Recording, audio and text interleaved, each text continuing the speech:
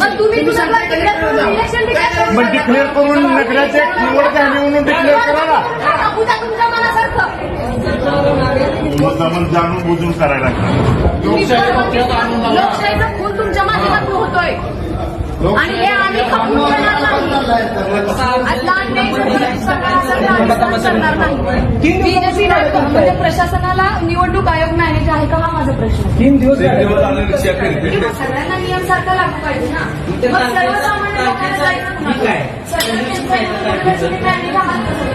आयोग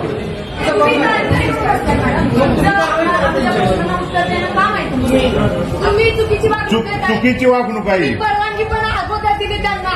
अगोदर तुमची कारवाई करायची काम नव्हतं. जिल्हा वाटप व्हायच्या अगोदर कसं काय करू शकतो. हळूच बोलतो.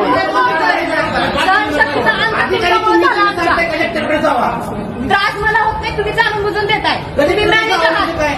आम्ही मॅनेज आहात. तुम्ही